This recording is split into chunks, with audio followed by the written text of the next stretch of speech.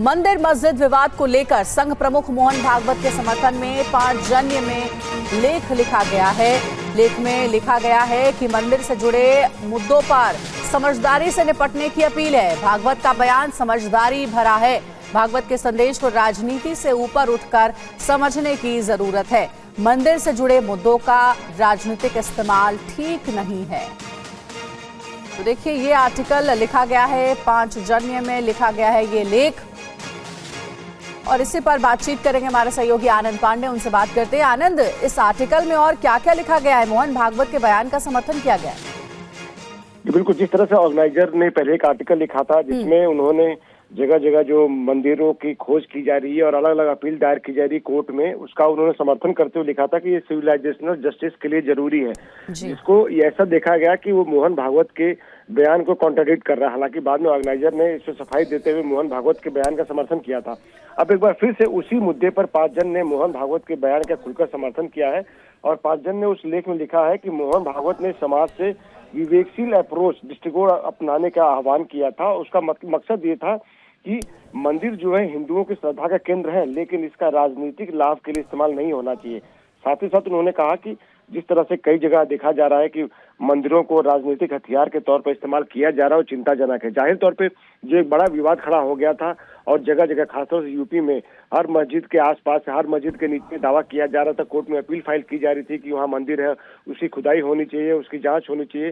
तो कहीं न कहीं मोहन भागवत ने एक समाज से एक दृष्टिकोण अपनाने की अपील की थी कि समाज का जो सद्भाव है वो बना रहना चाहिए और हर विवाद को मंदिर मस्जिद दृष्टिकोण से नहीं देखना चाहिए। एक बार फिर से पांचजन ने मोहन भागवत के बयान का समर्थन किया और जो विवाद एक पैदा हुआ था ऑर्गेनाइजर के आर्टिकल से, उसको विराम लगाने की कोशिश की गई है। तो आनंद, क्या माने कि जो इससे पहले पांचजन की तरफ से जो इससे पहले जो लेख निकलकर सामने आया था और जो मोहन भागवत का बयान था जिसमें उन्होंने साफ तौर पर कहा था कि आजकल मंदिर मस्जिद विवाद खड़ा करके कुछ लोग हिंदुओं का नेता बनने की कोशिश कर रहे हैं, तो अब ये जो नया जो लेख निकलकर सामने आया है पांचजन में, इसके बाद हम माने कि पूरी तरह से तमाम जो सवाल हैं उन पर विराम लग गया है? जिस तरह से ऑर्गेनाइजर ने वो पहला लेख लिखा था उसमें उन्होंने समर्थन किया था और कहा था कि सिविलाइजेशनल जस्टिस के लिए जरूरी है। जिस तरह से मंदिरों को तोड़ा गया, खासतौर से मुगलों के आक्रमण के समय और मुगलों के राज के दौरान, तो ऐसे में अगर मस्जिदों के नीचे और मंदिरों की पता चल रहा है, उनकी जांच की जा रही है, वहाँ खुदाई हो रही है, तो एक सभ्यता के तौर पे और सभ्यता का न्याय के तौर पे जरूरी है। तो इस बयान को मोहन भागवत के उस बयान के खिलाफ देखा गया जो मोहन भागवत ने कहा था कि अयोध्या के विवाद के बाद, अयोध्या मंदिर के बाद से हर कोई ऐसा लगता है कि मंदिर का विवाद उठाकर नेता बनना चाहता है। तो ऐसा लगा कि कॉन्ट्राडिक्ट किया जा रहा है। तो अब एक बार फिर से इस आर्टिकल के जरिए पांचजन ने मोहन भागवत के बयान का समर्थन करते हुए मैसेज देने की कोशिश की है कि जरूरी है, लेकिन इसका राजनीतिक इस्तेमाल नहीं होना चाहिए। मंदिर जो है श्रद्धा के केंद्र हिंदुओं के लिए, लेकिन राजनीतिक तौर पे अगर कोई इसको हथियार के तौर पर इस्तेमाल करता है तो वो चिंताजनक है और ये बंद होना चाहिए। ठीक है, अगर राजनीतिक तौर पर इसका इस्तेमाल किया जाता है तो वो चिंताजनक है। ये बात पांचजन में कही गई है। बहुत बहुत शुक्रिया आपका इस पूरी जानकारी के लिए। जहां पर होटल शरणजीत में 5 लोगों की हत्या कर दी गई, एक ही परिवार के 5 सदस्यों की हत्या की गई है। जो जानकारी सामने आ रही है, आरोपी अरशद ने परिजनों की हत्या की है, 4 बहनों और मां की हत्या की है। पुलिस ने आरोपी को गिरफ्तार किया है। तो लखनऊ से यह अहम खबर है जो आपको बता रहे, एक ही परिवार के 5 लोगों की हत्या। पुलिस की तरफ से क्या कहा गया है इस वारदात को लेकर, सुनिए आप। थाना नाका क्षेत्र से एक सूचना प्राप्त हुई जिसमें बताया गया कि होटल शरणजीत के कमरे में 5 लोगों की डेड बॉडी पाई गई है। तत्काल स्थानीय पुलिस द्वारा मौके पर पहुंचा गया। एक व्यक्ति जिसका नाम अरशद है, लगभग 24 वर्षीय, आगरा का रहने वाला, इसको हिरासत में लिया गया है। प्रारंभिक पूछताछ में उनके द्वारा बताया गया है कि पारिवारिक कलह के चलते उनके द्वारा अपनी 4 बहनों और माता की हत्या कर दी गई है। अग्रिम पूछताछ इनसे की जा रही है। फील्ड यूनिट मौके पर पहुंच गई है, साक्ष्य संकलन की कार्रवाई की जा रही है। यहाँ पर तमाम जो शव हैं उनको पोस्टमार्टम हेतु भेजा जा रहा है और अग्रिम विधिक कार्रवाई इसमें प्रचलित है। जैसे भी आगे सूचना प्राप्त होगी आपको अवगत कराएगा थाना। तो देखिए, पुलिस अधिकारी को आपने सुना। इस पूरे मामले में एक जो आरोपी है उसको गिरफ्तार कर लिया गया है। पुलिस की तरफ से आरोपी का नाम अरशद बताया जा रहा है और अपने ही परिवार के लोगों की हत्या की है, यह आरोप उस पर लगा है। 4 बहनों और मां की हत्या का आरोप उस पर लगा है। पारिवारिक ये पूरा मामला बताया जा रहा है। होटल शरणजीत का ये पूरा मामला है लखनऊ का, जहां पर 5 लोगों की हत्या को अंजाम दिया गया। 5 परिजनों की हत्या की गई है। एक ही परिवार के ये 5 सदस्य हैं जो बताया जा रहा है, जिसमें 4 बहनें हैं और मां है जिनकी हत्या की गई है। आरोपी का जो नाम है वो अरशद बताया जा रहा है। और अगली अहम खबर का हम रुख कर रहे हैं। नए साल पर माता वैष्णो देवी के भक्तों को बड़ी राहत मिली है। जम्मू के कटरा में खत्म हुई है हड़ताल, रोका गया है रोपवे का निर्माण कार्य। यहां पर कटरा में आज से बाजार खुल गए हैं। माता वैष्णो देवी संघर्ष समिति और प्रशासन के बीच बैठक में कल देर रात गतिरोध खत्म हो गया। प्रस्तावित रोपवे परियोजना के निर्माण कार्य पर अगले फैसले तक फिलहाल अभी रोक लगा दी गई है। विरोध प्रदर्शन के दौरान गिरफ्तार प्रदर्शनकारियों को रिहा भी कर दिया गया है, जो जानकारी सामने आ रही है। श्री माता वैष्णो देवी संघर्ष समिति और भूख हड़ताल पर बैठे लोगों के साथ जिला प्रशासन ने कल देर रात लंबी बातचीत की है। इसके बाद प्रशासन ने गिरफ्तार युवाओं की रिहाई का फैसला किया है। आज से बाजार खोलने पर भी सहमति बनी है। ताराकोट रोपवे निर्माण के विरोध में बीते 1 सप्ताह से कटरा बंद था और घोड़ा पिट्ठू पालकी वाले हड़ताल पर थे। अब हड़ताल समाप्त होने के बाद नए साल के पहले दिन बाजार खुल जाएंगे और माता वैष्णो देवी के दर्शन के लिए आने वाले श्रद्धालुओं को यात्रा मार्ग पर पहले की तरह ही सभी सुविधाएं उपलब्ध रहेंगी।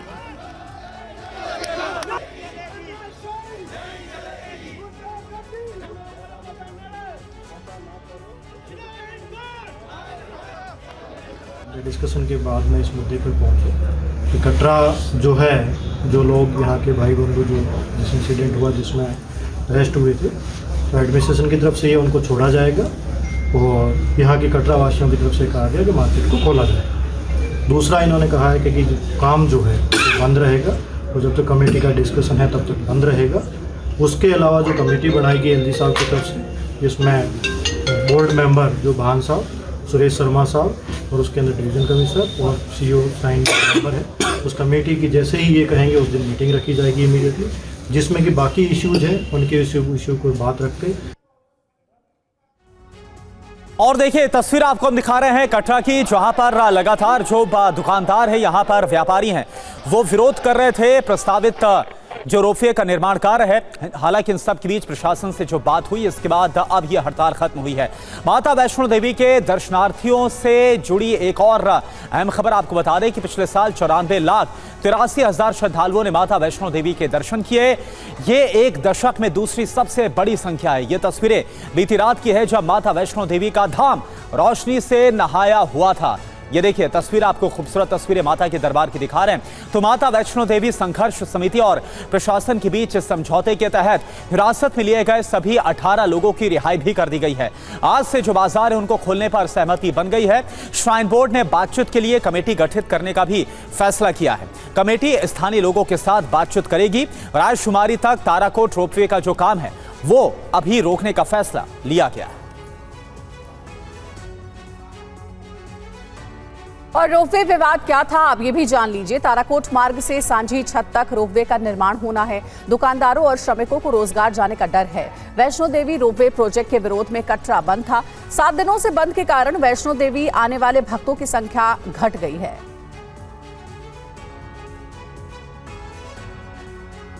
तो मां वैष्णो देवी रोपवे प्रोजेक्ट आखिर क्या है, यह भी आपके लिए जानना बहुत ज्यादा जरूरी है। तो पूरी जानकारी इंफॉर्मेशन वॉल के जरिए इस प्रोजेक्ट को लेकर कुल जो लागत है इस प्रोजेक्ट की, रोपवे प्रोजेक्ट है ये, वो 250 करोड़ है। इसकी कुल लंबाई है कटरा से लेकर 12 किलोमीटर की। सफर 6 से 7 मिनट में तय हो जाएगा, यानी कि पैदल जो घंटों का सफर है वो महज 6 से 7 घंटों में यह तय होना था। अब सीधी पहुंच कहां पर हो जाएगी? ताराकोट मार्ग से सांझी छत तक सीधी जो पहुंच है वो हो जाएगी इस रोपवे प्रोजेक्ट के जरिए। श्रद्धालुओं की फायदा क्या होगा? सबसे ज्यादा जो बुजुर्ग हैं, बच्चे हैं, उनका सफर आसान हो जाएगा। दर्शन में सिर्फ 1 घंटे का वक्त लगेगा, ये इस प्रोजेक्ट से फायदा था। लेकिन जो व्यापारी वहां पर है उनकी तरफ से कहा गया कि इससे उन्हें काफी नुकसान होगा। यही वजह है कि लगातार विरोध किया जा रहा था, हड़ताल पर थे वहां के व्यापारी दुकानदार। लेकिन आखिरकार अब जो हड़ताल है वो वापस लेने का फैसला लिया गया, क्योंकि व्यापारियों के साथ बातचीत की गई है, कमेटी बनाने का फैसला लिया गया है और रायशुमारी की जाएगी स्थानीय लोगों के साथ, व्यापारियों के साथ, और इसके बाद ही आगे का कोई फैसला होगा कि आखिर अब प्रोजेक्ट पर करना क्या है।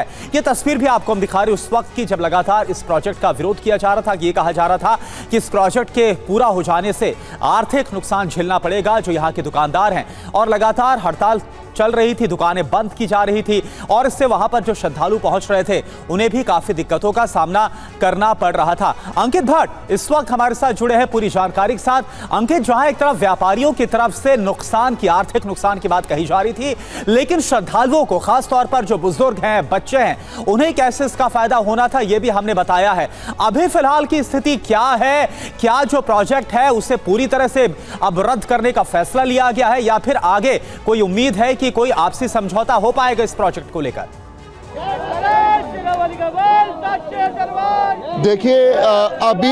देखिए अभी तक जो जानकारी है वो निकलकर सामने आई है वो ये है कि फिलहाल जो प्रोजेक्ट है उसका काम रोक दिया गया है। एक कमेटी बनाई गई है जिसमें श्राइन बोर्ड के सदस्य, उसके साथ साथ जो श्री माता वैष्णो देवी संघर्ष समिति के लोग हैं, उसके साथ साथ जो एडमिनिस्ट्रेशन के सदस्य हैं, वो बैठकर एक सही वो बैठेंगे और उसी बैठक में डिस्कस होगा कि आगे की रणनीति क्या होगी। लेकिन फिलहाल के लिए जो प्रोजेक्ट का काम है वो रोक दिया गया है। 18 लोगों को जो हिरासत में लिया गया था उनको भी छोड़ अच्छा दिया अंकित, गया है। आपके पीछे बड़ी संख्या में श्रद्धालु भी नजर आ रहे हैं नए साल के मौके पर। आप जरा उनसे बात करिए, जो गतिरोध है अब खत्म हुआ है, वो क्या सोचते हैं इसके बारे में? बिल्कुल करुणा, ये देखिए हजारों की तादाद में, क्योंकि साल का पहला दिन है और तस्वीरों में आप देखिए कि किस तरीके से यात्रियों में काफ़ी ज़्यादा उत्साह है। और यहाँ पर आप देखिए कि लंबी लंबी कतारें जो है यात्रियों की यहाँ पे साफ तौर पे देखने को मिल रही है। यात्रियों से हम बात करने की कोशिश करेंगे। कहाँ से आए आप? हरिद्वार से। सब कुछ ठीक है यहाँ? हाँ जी, बहुत बढ़िया, सुविधा ठीक है, मस्त। बाजार खुले है? हाँ खुली है सर। पहली बार यात्रा के लिए आए? जी माता का दर्शन करने के लिए आ रहे हैं। कैसे उत्साहित, कितने उत्साहित है? बहुत ज़्यादा। सब कुछ ठीक है भाई साहब? बढ़िया सब कुछ। जय माता दी। ये बाजार खुले हैं? बाजार सारे खुले हैं, आज खुले हैं पहले दिन। तो ये देखिए, ये बता रहे हैं कि कहाँ से आए आप? मैं एमपी मध्य प्रदेश से आया हूँ। बाजार प्रतिवर्ष आता हूँ। मैं बहुत भाग्यशाली और सौभाग्यशाली हूँ जो नई साल के दिन यहाँ से शुरुआत कर रहा हूँ। बाजार खुले हैं? बाजार खुले हैं, बहुत अच्छा लग रहा है। सब कुछ ठीक है? जय माता दी। जय माता। सब कुछ ठीक है? अच्छा अंकित, अगर आप उन श्रद्धालुओं से ये पूछ पाए कि अगर रोपवे प्रोजेक्ट बनता तो इस बारे में वो क्या सोचते हैं? देखिए यहाँ पे कुछ दिन पहले हड़ताल थी, आपको पता चला होगा रोपवे को लेकर। फिलहाल काम रोक दिया गया है। क्या कहना चाहेंगे इसको लेकर? देखो जी, तो देश की उन्नति और जो यात्री जा रहे हैं उनके लिए भी है, रोजगार भी थोड़ा कम होगा पर उन्नति तो हो रही है, उसमें जरूरी आता है। आप चाहते हैं कि ये रोपवे खुले? हाँ बिल्कुल जी, बिल्कुल खुलना चाहिए। बड़े बूढ़ों को बहुत दिक्कत होती है। 2500 रुपए लग रहे हैं, 5-5 हजार मांगते हैं। नहीं है औकात, कहाँ से जाएंगे? आपका क्या कहना है? बिल्कुल बनना चाहिए। तो देश की तरक्की जब भी तो है, देश की तरक्की। मैं तो एक ही बात कहूँ, जिसको उससे जाना चाहो, जिसके पैरों में दम है, यहाँ से चले जाओ।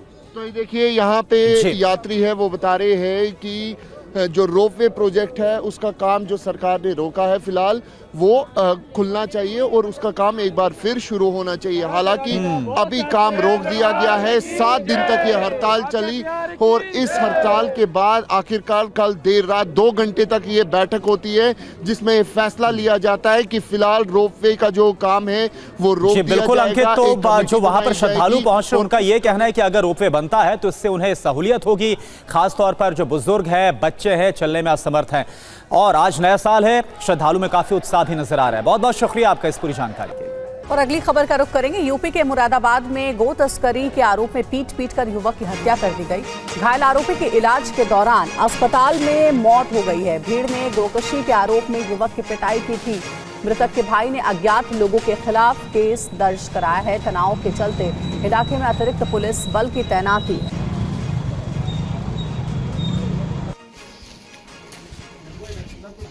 इस पूरे मामले में मुरादाबाद के सिटी एसपी का क्या कहना है, उनका बयान आपको सुनाते हैं। मझौला थाना क्षेत्र में एक मंडी समिति एरिया है, वहाँ पे अर्ली इन द मॉर्निंग वहाँ के लोगों को जानकारी हुई कि मंडी समिति क्षेत्र में एक गौवंशीय पशु की गला काट दी गई है। वहाँ पे तत्काल लोग गए। वहाँ पे उस समय 2-3 व्यक्ति वहाँ पर दिखे थे। उसमें से लोगों को देख करके बाकी लोग भाग गए। उसमें से एक व्यक्ति वहाँ पे लोगों ने पकड़ लिया। आक्रोशित भीड़ ने उनके साथ मारपीट की और उसके बाद तत्काल पुलिस को सूचना हुई। सूचना पे तत्काल पुलिस SHO मझौला और बाकी उनकी टीम मौके पर पहुंची और वो जो घायल व्यक्ति था उसको लेकर के हम लोगों ने अस्पताल पहुंचाया और उसमें एक FIR दर्ज हुई जिसमें जो घायल व्यक्ति था वो भी नामजद था और उसके बाद उसका इलाज कराया गया। इलाज के दौरान उसकी मृत्यु हो गई है कल और उसमें उसके भाई की तरफ से भी एक तहरीर मिली है जिसमें हम लोगों ने मुकदमा कायम किया है और इसमें अग्रिम वैधानिक कार्रवाई की जा रही है। और इस खबर पर हमारे साथ हमारे सहयोगी विपिन चौबे भी जुड़ रहे हैं। विपिन, गो तस्करी के आरोप में एक युवक को इतना पीटा गया कि उसकी हत्या कर दी गई, उसकी मृत्यु हो गई है जैसी जानकारी मिल रही है। पूरे मामले को लेकर के क्या जानकारी आप तक पहुंच पाई है? देखिए, ये पूरा मामला सोमवार की रात लगभग 3:30 बजे का है जब लोगों को ये सूचना मिली कि 4 युवक मिलकर एक गौकशी की घटना को अंजाम दे रहे हैं। हिंदू बहुल इलाका है तो तत्काल मौके पर लोगों की भीड़ जुटी और लोगों की भीड़ जैसे जुटी वहां पर जो लोग गौकशी कर रहे थे वो भाग खड़े हुए, लेकिन शाहिदीन नाम का ये युवक लोगों के हत्थे चढ़ गया और लोगों को गौवंश भी बरा कटा हुआ गौवंश भी वहां पर बरामद हुआ। इससे लोगों का गुस्सा 7वें आसमान पर चढ़ गया और उसके बाद लोगों ने शाहिदीन को इतना पीटा और वो बाकायदा लोग वीडियो भी बनाते रहे और वो हाथ जोड़कर पैर पकड़कर माफी मांगता रहा कि मुझसे गलती हो गई, मुझे छोड़ दिया जाए, मैं ऐसी गलती दोबारा नहीं करूंगा। लेकिन उसके बावजूद जो भीड़ थी उसका दिल नहीं पिघला और शाहिदीन को इतना मारा गया कि वो मर गया। अस्पताल ले जाया गया जहां पर ब्रॉड डेथ किया गया, पोस्टमार्टम किया जा चुका है, उसके शव को दफनाया जा चुका है, परिवार की तहरीर पर मुकदमा दर्ज हो गया है और पुलिस इस पूरे मामले में इन्वेस्टिगेशन कर रही है। लेकिन अंजलि, जो वीडियो आया है उस वीडियो में शाहिदीन हाथ जोड़कर अपनी जान की भीख मांग रहा है, लेकिन भीड़ को उस पर तरस नहीं आया और पीट कर एक शख्स को गौवंश के काटने के आरोप में मार डाला गया और ये मॉब लिंचिंग की घटना उत्तर प्रदेश के मुरादाबाद के असालतपुर का बताया जा रहा है। जी बिल्कुल, नजर आप बनाए रखिएगा विपिन, हमारे साथ आप जुड़े रहिएगा। तो देखिए, मुरादाबाद की पूरी घटना है, गो तस्करी के आरोप में एक युवक की हत्या कर दी गई है। लखनऊ से एक बड़ी खबर आ रही है जहां होटल शरणजीत में 5 लोगों की हत्या हो गई है। एक ही परिवार के 5 सदस्यों की हत्या हुई है। आरोपी अरशद ने परिजनों की हत्या की है, 4 बहनों और मां की हत्या की। पुलिस ने आरोपी को गिरफ्तार कर लिया है। बेहद चौंकाने वाला ये पूरा मामला है और इसी पर ज्यादा अपडेट देंगे हमारे सहयोगी विपिन। विपिन, क्या पता चल पाया है?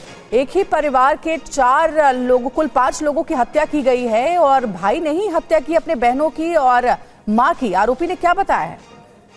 देखिए, कल रात में ये पूरा परिवार आगरा से लखनऊ नए साल का जश्न मनाने के लिए आया था और होटल शरणजीत में, जो कि लखनऊ के नाका इलाके में पड़ता है, वहां पर रुका हुआ था, जिसमें 4 बहनें, मां और परिवार का 24 साल का एक सदस्य वो भी शामिल था। लेकिन पारिवारिक कलह इस पूरे मामले में कई सारी चल रही थी पिछले कई दिनों से और उसके बाद बीती रात मौका पाते ही अरशद ने अपनी 4 बहनों और मां का कत्ल कर दिया। सुबह होटल प्रशासन की सूचना पर पुलिस पहुंची है और पुलिस ने 5 शवों को बरामद किया है। शवों को बरामद करने के बाद पोस्टमार्टम के लिए भेजा गया है और इस पूरे मामले में अरशद से पूछताछ की जा रही है। शुरुआती पूछताछ में अरशद ने यह स्वीकार किया है कि पारिवारिक कलह था, लेकिन क्या कलह था, किस तरह की बातें सामने आ रही है, क्यों वो इतना मजबूर हुआ, उन तमाम चीजों पर पुलिस इन्वेस्टिगेशन करने की बात कर रही है। लेकिन फिलहाल आज की सुबह ये एक बहुत बुरी खबर लखनऊ के लिए लेकर आया है, जहां पर एक ही परिवार के 5 लोगों की हत्या कर दी गई और हत्या करने वाला कोई दूसरा नहीं बल्कि उसी परिवार का बेटा था, उसी परिवार का भाई था जिसने इस हत्याकांड को अंजाम दिया है। बिल्कुल, बहुत बहुत शुक्रिया आपका इस पूरी जानकारी के लिए विपिन। और खबर दिल्ली से, क्योंकि दिल्ली में सीएम और एलजी के बीच लेटर वॉर जारी है। सीएम आतिशी ने उपराज्यपाल को एक बार फिर से खत लिखा है।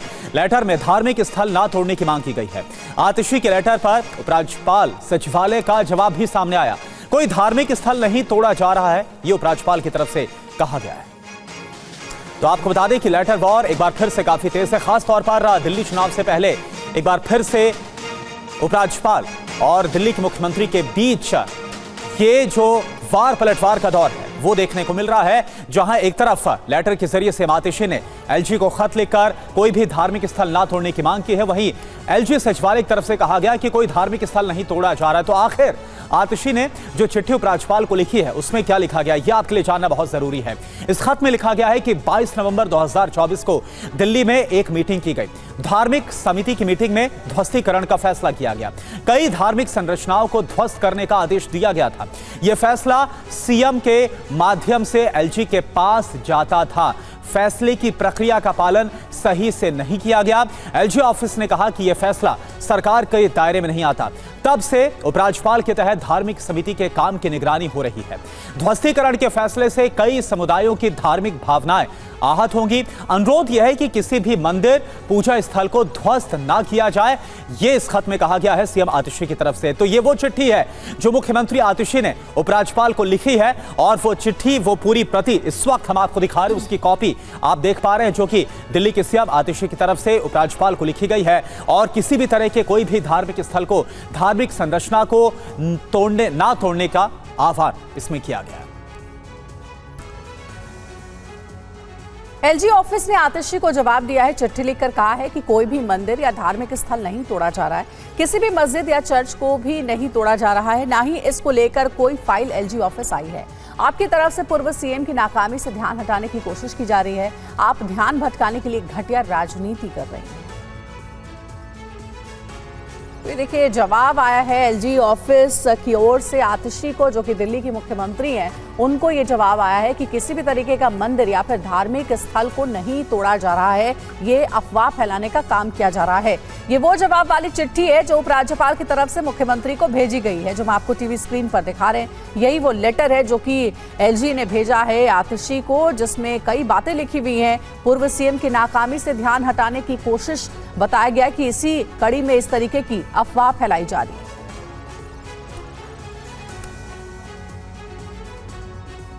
और चलिए अब बात करते हैं दिल्ली में फर्जी वोटर की तलाश पार्ट 2 की।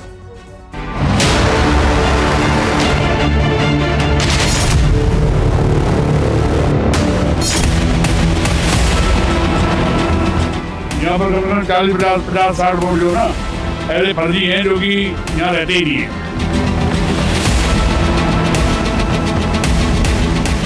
ये वो लोग हैं जो फर्जी वोटर हैं, जो इनका कोई रहता ही नहीं है।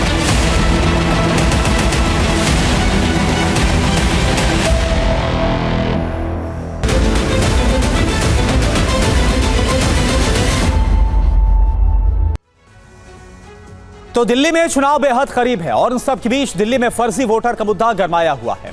फर्जी वोटर को लेकर बीजेपी और आम आदमी पार्टी में महाभारत जारी है। आखिर दिल्ली में फर्जी वोटर का सच क्या है? क्या वाकई में दिल्ली में फर्जी वोटर हैं? फर्जी वोटर का सच जानने के लिए टीवी9 भारतवर्ष ने एक खास सीरीज को शुरू किया है।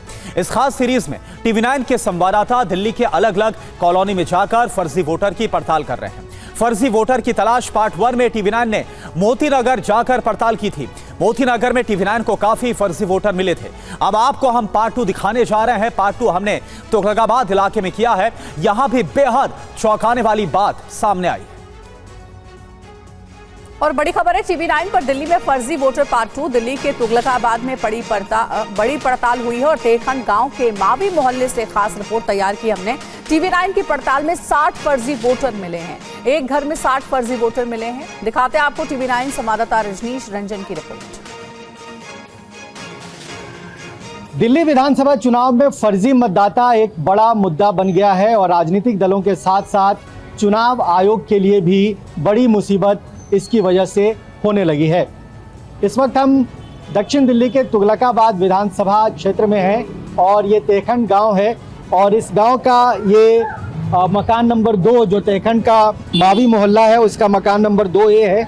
उनके मालिक हैं स्वर्गीय रीचाराम मावी और उनके सुपुत्र हैं राजेंद्र मावी। उनसे बात करेंगे। राजेंद्र जी, आपके घर में कितने वोटर हैं और कितने फर्जी वोटर्स बने हैं आपके घर पे, जो जानकारी आपको मिली? हमारे यहाँ पर हम जो घर के मेंबर 7 मेंबर हैं, 7 वोट हैं और यहाँ पर कम से कम 40-50-60 वोट जो ना ऐसे फर्जी हैं जो कि यहाँ रहते ही नहीं है। वो पता नहीं कहाँ रहते हैं, उनका कोई पता नहीं है। कैसे जानकारी मिली आपको कि ये वोटर्स आपके घर के नाम पर बनाए गए? ये BLO आए थे यहाँ पर, उन्होंने सबको चेक किया सारे बिल्डिंग के अंदर, जहाँ भी इधर जो है उनको कोई नहीं मिला ये। फिर वो हमारे यहाँ नोटिस लगा गए हैं जिन लोगों की वोट फर्जी बनी हुई है उनके। ये देखो आपको दिखाते हैं, ये ये नोटिस लगे हुए हैं। ये बीएलओ ने नोटिस लगाए हैं इन लोगों के जो यहाँ पे रहते हैं। हाँ, ये बीएलओ ने नोटिस लगाए हैं, ये लोग यहाँ पर नहीं रहते। देखिए यहाँ पर बीएलओ कब आए थे? यहाँ पे बीएलओ आए थे एक हफ्ते पहले। एक हफ्ते पहले आए थे और यहाँ पे आपसे पूछताछ की उन्होंने कि आपके घर में 60 वोट कैसे हो गए हैं। तो आपने बताया कि हमारे यहाँ 7 ही वोटर हैं, 60 नहीं है। तो फिर उन्होंने इन लोगों के नाम की पर्ची यहाँ पे लगा दी इन लोगों की जो यहाँ पर नहीं है। अच्छा, देखिए ये पर्ची में ये तमाम नाम जो है वो आप देख सकते हैं। ये वो लोग हैं जो एग्जिस्ट नहीं करते हैं, लेकिन इस मकान के नंबर पे इनका नाम लिखा हुआ है। ये उमर हुसैन का नाम है, नीचे अजमेरी बेगम का नाम है, ये एजाज अंसारी हैं, ये कमरुद्दीन अहमद हैं, ये शकील खान हैं, और भी नाम है यहाँ पे। बिस्मिल्लाह अंसारी का नाम है, कुर्बान अली का नाम है। कुछ नाम यहाँ पर फट गए हैं जो पर्ची, और ऊपर देखिए तो ये अत्ताउल्लाह अलीलुल्लाह मियाँ इनका नाम है जो यहाँ पर नहीं रहते हैं, और ये बेबी जबी इनका नाम है। मतलब ये इस तरह के नाम है। और भी इसके अलावा कुछ स्टिकर्स लगाए गए हैं आसपास में। हाँ, और भी लगाते घूम रहे थे पूरे गांव के अंदर, जो वोटर नहीं मिल रहे थे। ये वो लोग हैं जो फर्जी वोटर हैं, जो फर्जी है, इनका कोई यहाँ पर रहता ही नहीं है कोई। कभी आपने देखा उन लोगों से? कभी उन लोगों से हमने कभी नहीं देखा उनको। तो ये लोग चुनाव में आते हैं, वोट देके चुनाव में आते हैं, वोट देके जाते हैं। 93 नंबर बूथ पर आप देखना कितनी लाइन रहती है। सब ये जो है फर्जी वोट डलते हैं वहाँ पर जो है। तो ये तमाम लोग वोट के दिन आते हैं, वोट देकर चले जाते हैं, और बाकी आप लोगों ने कभी इनको देखा नहीं पाया? हमने कभी नहीं देखा इनको। तो देखिए, एक घर जहां पर 7 की संख्या में वोटर, लेकिन 60 की संख्या में यहां पर जो फर्जी वोटर है उसकी पहचान की गई। तो फर्जी वोटर की तलाश पार्ट 2 लगातार आपको हम दिखा रहे हैं। तुगलकाबाद से ये जो खबर है, जो तफ्तीश है, वो आपके सामने हमने रखी है। दिल्ली के तुगलकाबाद में TV9 की एक और पड़ताल सामने आई। एक घर में 40 से ज्यादा फर्जी वोटर मिले हैं, एक ही पते पर 40 से ज्यादा नाम, लेकिन रहने वाला, ताज्जुब की बात है कि कोई भी नहीं वहां।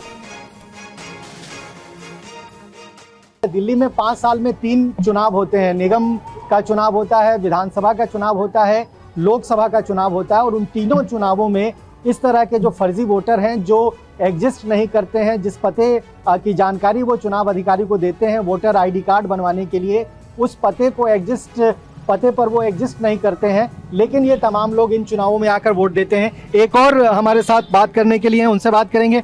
आप भी यहीं आसपास में रहते हैं, आपके घर पे भी फर्जी वोटर? मेरे एड्रेस वंजी है और मेरा नाम अभिषेक मावी है, और मेरे हाउस पर नंबर पे भी कम से कम 40+ वोट बनी हुई है। मेरे 2 मकान है, 2 मकानों 40+ की उनकी वोट बनी है। सारी फर्जी वोट है। अगर BLO आज सर्वे करने आती है तो मैं उन्हें सब दिखाता हूँ, और वोटर लिस्ट साथ में लेकर आए, BLO साथ आए, और मैं उन्हें दिखाता हूँ, एक सारी उनकी वोट दिखाता हूँ कि मेरे एड्रेस पे जितनी है वो कोई भी नहीं रहता है यहाँ पे। एक रूम चेक करे, एक पर आदि चेक करे, वो कोई नहीं मिलेगा उन्हें वो वोटर लिस्ट वाला। वो उन्होंने चेक किया, उनको वो कोई नाम नहीं मिला जिनका नाम वोटर आईडी कार्ड में मौजूद? वो कोई भी नहीं है, जो जिनकी वोटें बनी है वो कोई भी नहीं है रूम में।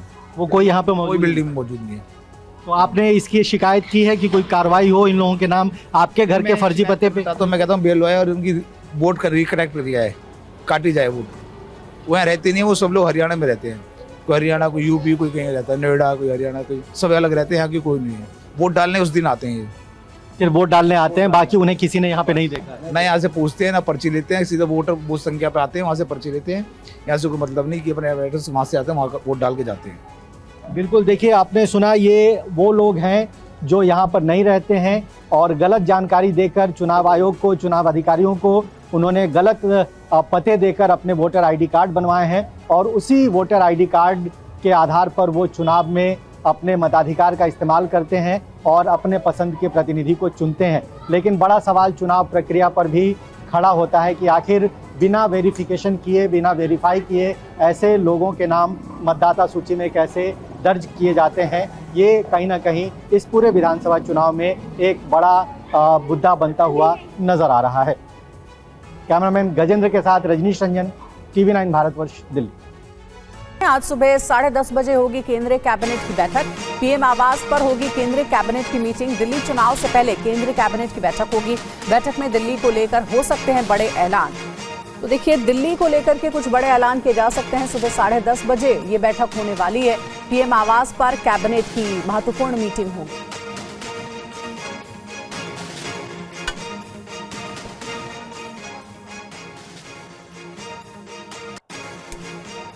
तो देखिए, खबर यह है कि दिल्ली वालों को प्रधानमंत्री मोदी न्यू ईयर का गिफ्ट देने वाले हैं। 1645 नए फ्लैट्स की चाबी भी सौंपेंगे। 3 जनवरी को सौंपेंगे फ्लैट की चाबी। स्वाभिमान फ्लैट्स योजना के तहत हुआ है नए घरों का निर्माण, तो दिल्ली वालों को यह चाबी सौंपी जाएगी। स्वाभिमान फ्लैट योजना के तहत 1600 से ज्यादा जो फ्लैट्स की चाबी है वो सौंपी जाएगी।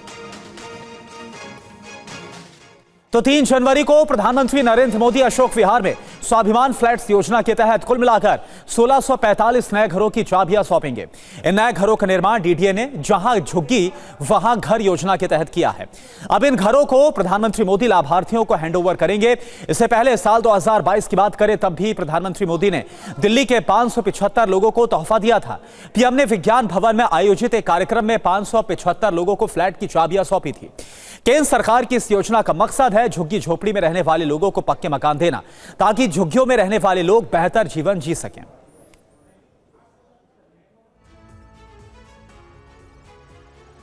तो ये आपको बता दें कि आज जिस तरह से ये जानकारी सामने आ रही है कि 3 तारीख को एक बार फिर से दिल्ली वालों को न्यू ईयर का ये गिफ्ट दिया जाएगा।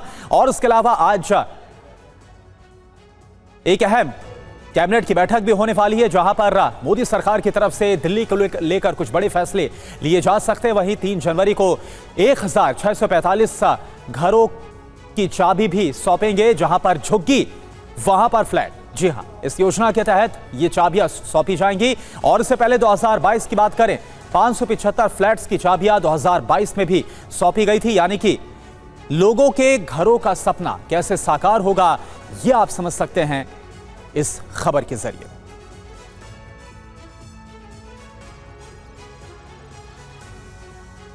और आनंद प्रकाश इस वक्त हमारे साथ जुड़े हैं पूरी जानकारी के साथ। आनंद, क्या जानकारी, क्योंकि खबर यह है कि आज सुबह 10:30 बजे एक अहम बैठक भी होने वाली कैबिनेट की और इसमें कुछ बड़े फैसले दिल्ली को लेकर हो सकते हैं।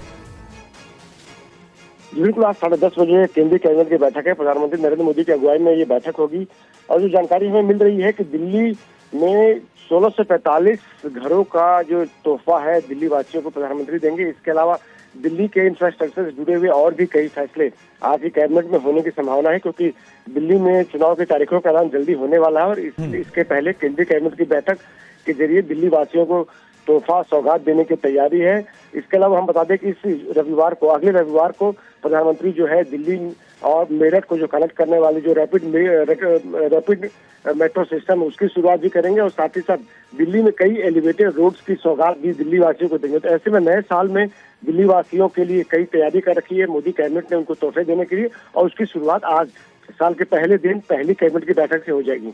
जी, शुक्रिया आपका आनंद प्रकाश इस पूरी जानकारी के लिए। दिल्ली में पुजारियों और ग्रंथियों को 18,000 रुपए प्रति माह देकर दिल्ली के पूर्व सीएम अरविंद केजरीवाल राजनीतिक आशीर्वाद लेना चाहते हैं, लेकिन बीजेपी आरोप लगा रही है कि वो चुनावी हिंदू है। और सियासी वार पलटवार के बीच कल अरविंद केजरीवाल ने पुजारी ग्रंथि योजना लॉन्च कर दिया है। केजरीवाल अपनी पत्नी के साथ कश्मीरी गेट के मरघट वाले बाबा के मंदिर में पहुंचे, वहां के पुजारी का पहला रजिस्ट्रेशन कराया। तो वहीं मुख्यमंत्री आतिशी ने करोल बाग के गुरुद्वारे से ग्रंथियों का रजिस्ट्रेशन कर इस योजना की शुरुआत की। उधर इमामों की सैलरी के मुद्दे पर राजनीति भी खूब हो रही है। दिल्ली की सीएम आतिशी का इस पूरे मामले पर क्या कहना है, उनका बयान सुनाते हैं। मुझे इस बात का बहुत दुख है कि जब से अरविंद केजरीवाल जी ने, आम आदमी पार्टी ने इस योजना की घोषणा करी है, तब से बीजेपी वाले अरविंद केजरीवाल जी को हम सबको गालियां निकाल रहे हैं। मैं उनसे ये पूछना चाहती हूँ, क्या आपको नहीं लगता कि पुजारियों को 18,000 रुपए की सम्मान राशि मिलनी चाहिए? मैं उनसे पूछना चाहती हूँ, क्या आपको नहीं लगता कि ग्रंथियों को 18,000 रुपए की सम्मान राशि मिलनी चाहिए? मेरा भारतीय जनता पार्टी से हाथ जोड़ के निवेदन है कि पुजारियों की, ग्रंथियों की हमारी जिंदगी में एक बहुत सम्मान योग्य स्थान है और उनके नाम पर भारतीय जनता पार्टी राजनीति न करे। और वहीं इन सबके बीच बीजेपी की तरफ से पोस्टर जारी किया गया, तो आम आदमी पार्टी भी पोस्टर वॉर में शामिल हो गई है। बीजेपी ने एक पोस्टर जारी किया और इसमें अरविंद केजरीवाल को भूल भुलैया फिल्म के छोटा पंडित के किरदार में दिखा दिया। बीजेपी ने उन्हें चुनावी हिंदू बता दिया। तो वहीं केजरीवाल की पार्टी ने भी एक पोस्टर को जारी किया और इसमें लिखा था कि बीजेपी जहां उनकी सरकार है वहां पुजारियों को सैलरी की घोषणा आखिर क्यों नहीं करती है? ये सवाल भी पोस्टर के जरिए आम आदमी पार्टी की तरफ से पूछ लिया गया, जो पोस्टर जारी किया गया बीजेपी की तरफ से और अरविंद केजरीवाल पर निशाना साधा गया था। इधर बीजेपी ने जहां अरविंद केजरीवाल की घोषणा को छलावा बताया, तो आम आदमी पार्टी ने कहा कि जैसे हम घोषणाएं कर रहे हैं वैसे बीजेपी को भी करनी चाहिए। इन सब के बीच ये पोस्टर इस वक्त हम आपको दिखा रहे हैं, जो कि आप देख पा रहे हैं, जहां एक तरफ बीजेपी की तरफ से पोस्टर जारी करके चुनावी हिंदू बताया गया है और दूसरी तरफ आम आदमी पार्टी का पोस्टर, और ये कहा गया और ये चैलेंज दिया गया है कि जहां पर बीजेपी की सरकार है वहां पर इस तरह के ऐलान आखिर क्यों नहीं किए जाते हैं। आपने बीजेपी को चुनौती दी है पोस्टर जारी करके।